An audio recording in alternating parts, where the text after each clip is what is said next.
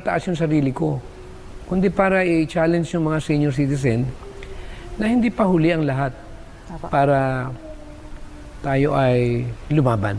Amen. Maraming salamat, Doc, sa inyo pong pagbibigay at pagbabahagi sa amin nung importance talaga ng ating essential amino acid. So, balikan po natin sa atin pong mga manonood.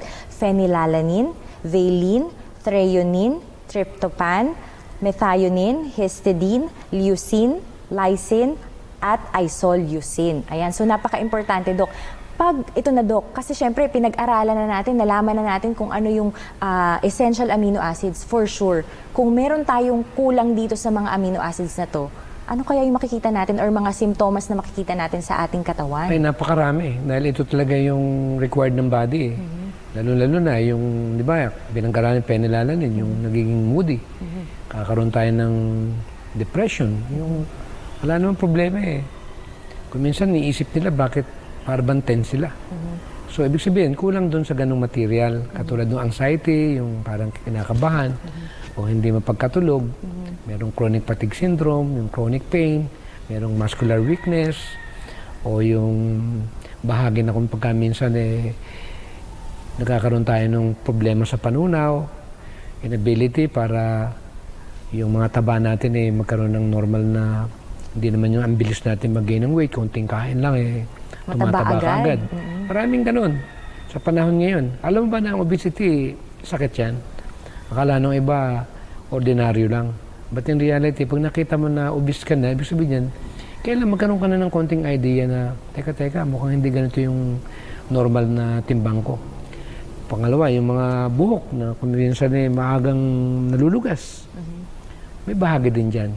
Saka yung blood sugar na binanggit natin kanina, na marami nagkakaroon ng tumataas ang blood sugar.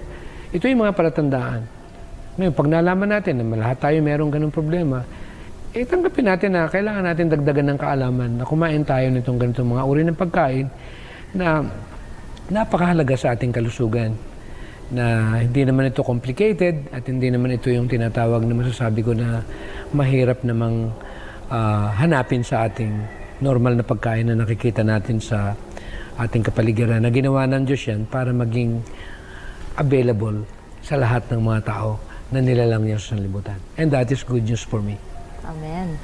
Maraming salamat, Doc. Kasi for sure yung ating mga manonood, nag-iisip din sila kung paano naman natin maiwasan itong mga deficiency na ito. So, saan ba natin makukuha itong mga amino acids na to?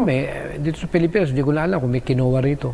Meron, Doc. May available siya sa mga grocery. Yung celery naman, alam naman natin na meron naman dito, yung buko, yung coconut.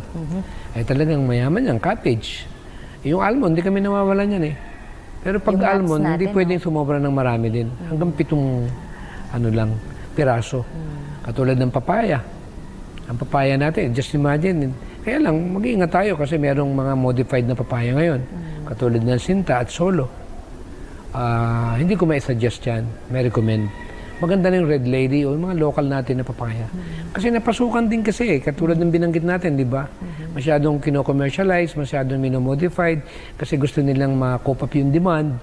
But in reality, nasa sacrifice yung originality nung pagkain na dapat na pinapasok natin sa ating katawan.